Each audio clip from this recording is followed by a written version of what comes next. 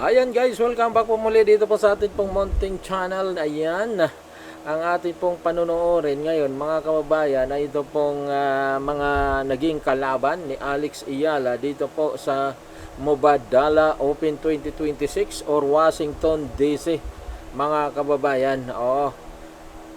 Napakaganda pong panoorin nito mga kababayan, yung kanya pong mga itinumba kasi hindi po ito basta-bastang mga player mga kababayan. Katulad po halimbawa ng kanya pong unang itinumba. Ito po ay isang World Olympic gold medalist mga kababayan. Akalain mo, Olympic medalist. Gold gold. Ay itinumba po ni Alex Ayala. Kapag ikaw po kasi ay makakuha ng gold sa Olympic ay talagang medyo may sinasabi ka na talaga. Kasi napakadaming mga bansa, lahat ng mga magagaling na bansa ay yun po yung nagko-compete dito po sa Olympic. Pero ito nga pong itong unang nakalaban ni Alex Ayala na si Qin Wenxing ay siya po yung nakakuha ng gold. So matindi. Pero itinumba lamang po ito ni Alex Ayala dito po sa Washington DC. Una po nila itong paghaharap mga kababayan. Ni Alex Ayala. So nakatikim po siya kaagad ng talo sa atin pong kababayan. So panoorin na po natin ito guys. At ito na po yan. Ayan.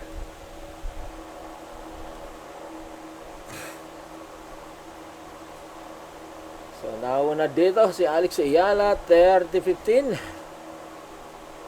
sa first set. Hoy. Parang itinapon lang yon ni Alex Ayala doon. Walang ka-effort.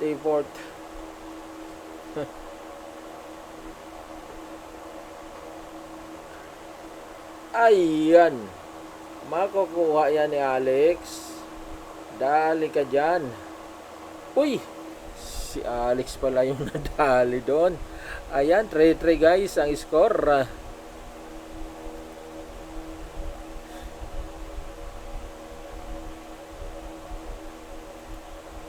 Three.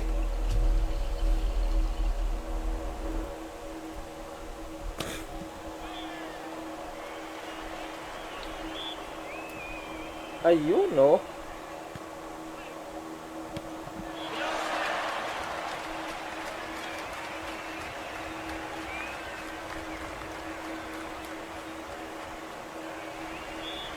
Uy.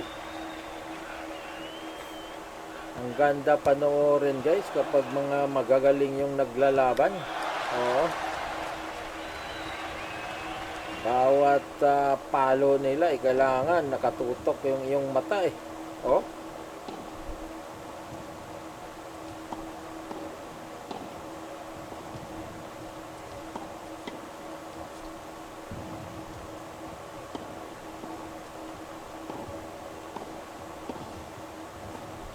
Yari ka. Ayan.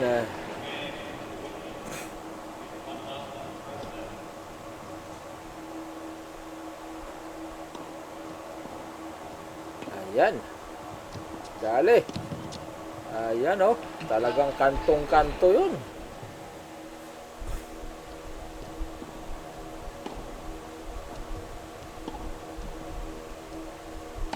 Wow. Magkabaliktad yung kanilang talaga laro. Ang karamihang shot nito ni Qin Wenxing ay backhand. Samantalang si Alex Ayala naman madalas forehand. Tulad yan. Yari ka pa. Ayan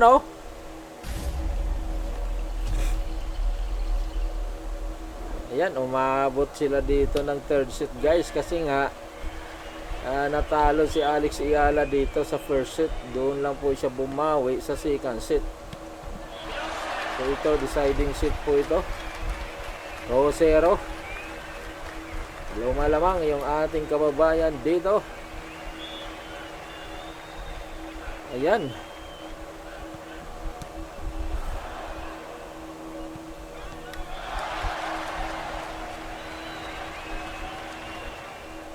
Ayan, oh. Minsan lang nagbabackhand talaga ito si Alex eh. Ayan. 4-1 na, 4-1.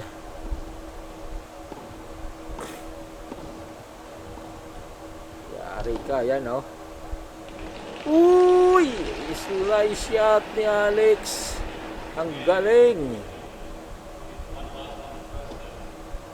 Ayan na.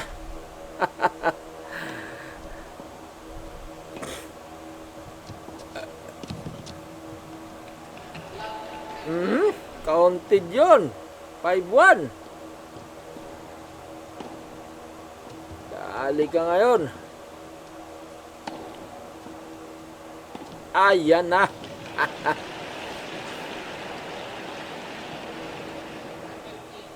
Uy, pumasok.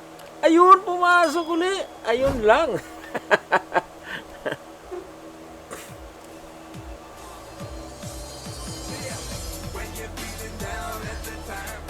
Uy, out. Ayan na. Ayan na. Nanalo na si Alex dito guys kay Shing. Ayan. Unang itinumba niya ay itong gold medalist. Olympic gold medalist. Ngayon, pupunta na po tayo sa pangalawang itinumba ni Alex Ayala dito sa Washington DC 2026. At ito na po yan. Ito na guys, si Leila Fernandez. So, tinanggalan ni Alex Ayala ng corona, mga kababayan. Oo. Dahil siya po yung defending champion. Washington DC Open 2025.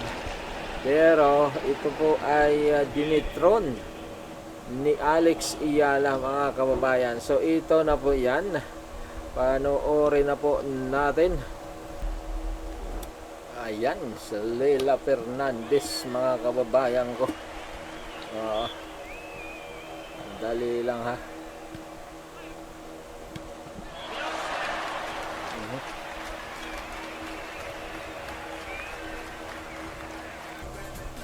Ayan guys. Ito na si Leila Fernandez. So nakuha niya nga po dito itong first set, mga kababayan, no? Medyo tinambakan niya dito si Leila Fernandez. So 6-2. Tinambakan ni Alex Ayala sa first set. Ito ay second set na, 1-1. Ayan.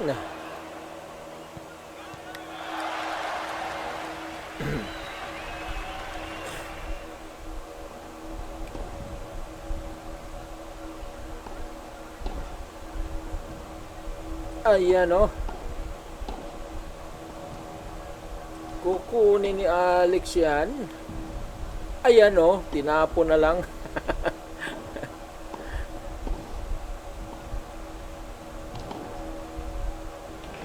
Yari ka.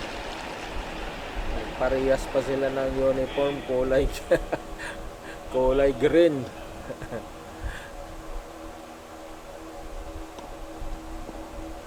Emerald green itong kay Leila Fernandez. Yung kay Alex naman ay bright green or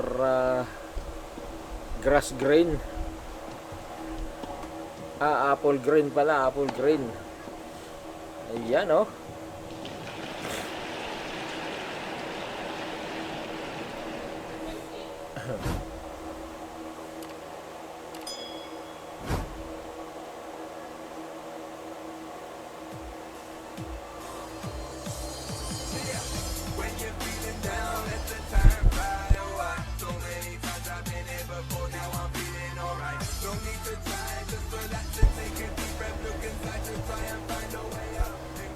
Yan, 5-3 guys.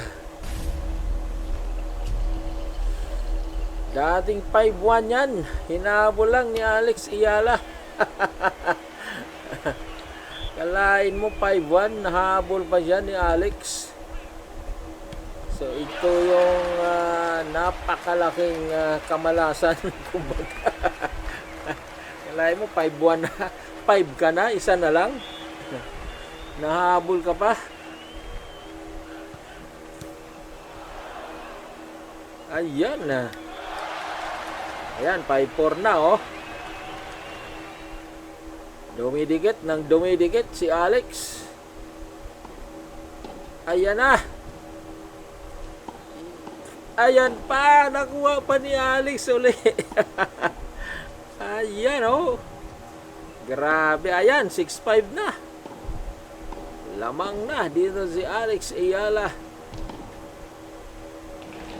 Ayun. Out yata or in. In. Ayan, ito na ay breaking points na yung kanilang nilalabanan. 1-7.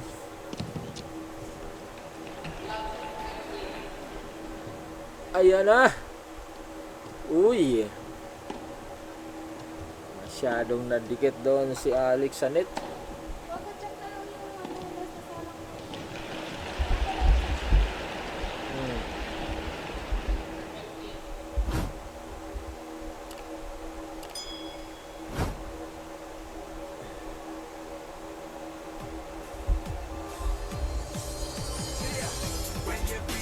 Ayan o. 6-1 na. Yari ka na. Ayan. Yari na. Tapos ka na. Grabe. Napaiyak talaga.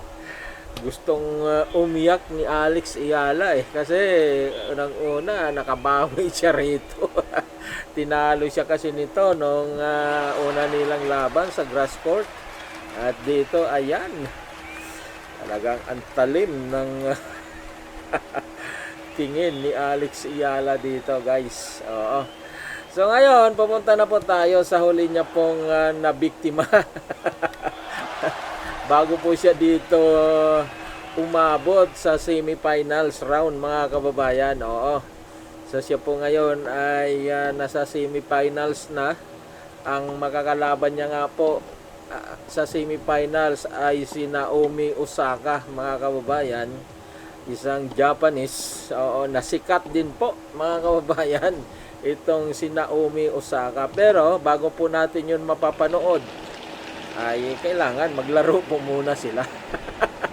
So ito po muna yung atin pong panonoorin. Ito yung pangatlo na malaking isda na tinalo nga po ni Alex Ayala dito po sa Washington DC Open 2026. Oo, walang iba, mga kababayan, kundi yung kanina lang tinalo ni Alex Ayala ay si Elena Svitolina, world number 10, mga kababayan. So ito yung malaking isda dito po sa tournament na ito na pinabagsak ni Alex Ayala. Binura niya po ang pangalan.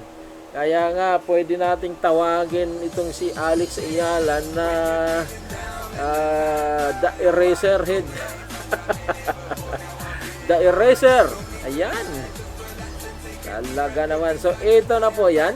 Ang laban po nila Alex Ayala versus Svitolina. Ayan. Ito na. Ito na. Ba't ayaw mag-play? Ayan na, guys.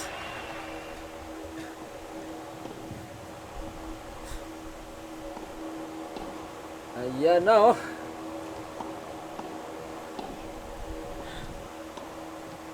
Yun pa.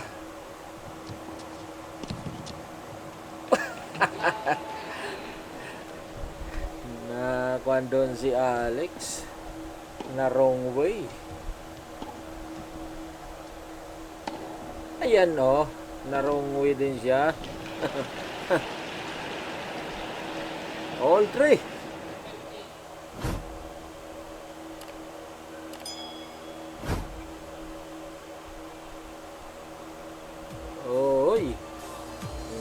Nakagalaw din si Alex. Anak siguro ni Vitolina yun ah.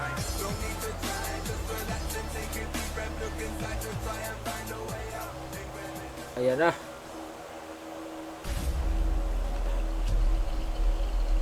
Ayan pa. Ayan na talaga. Dali ka ngayon kay Alex. Wala pa. Ayun.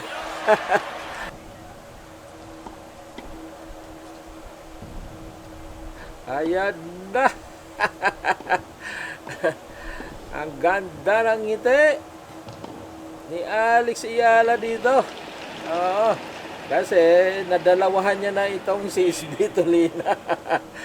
Dalawang beses niya na itong tinalo. Isa sa grass court at isa dito sa hard court. Oo. So hopefully na matalo uli ito ni Alex Ayala pagdating sa clay court. So yun guys, maraming salamat po sa inyo pong panonood at abangan po natin ang panibagong hamon kay Alex Ayala sa semifinals. Oo, ang kanya pong mga kalaban ay si Naomi Osaka ng Japan. Ayan, no. So hindi pa po sila nagkakaharap nito ni Naomi. Kaya wala pa po tayong idea kung ito ba ay kakayanin ni Alex Ayala, pero sa palagay ko po, oo. So ako po ay talagang naniwala kay Alex Ayala na ito po ay makakaya po ni Alex Ayala na talunin si Naomi Osaka at si Alex Ayala ay aakyat, oo, sa final round mga kababayan. Siya po yung lalaban sa finals. So maraming salamat po mga kababayan. Bago pa tayo umalis ay huwag niyo pong kalimutan na i-like itong ating pong video at i-subscribe po itong ating channel. At kung maaari po ay pindutin nyo po yung notification bell, i-all nyo po. Oo, may all dyan. So ibig sabihin, pag may yung all po, yung inyo pong pinindot, anytime na mayroon po tayong bagong upload na video o magla-live stream po tayo, kaagad po kayo manonotify mga kababayan. Kayo po yung una-una na makakaalam na mayroon po tayong bagong upload na video. Ayan, bago po yung mga hindi subscriber. So yun po, maraming salamat po muli sa inyong lahat. God bless us all.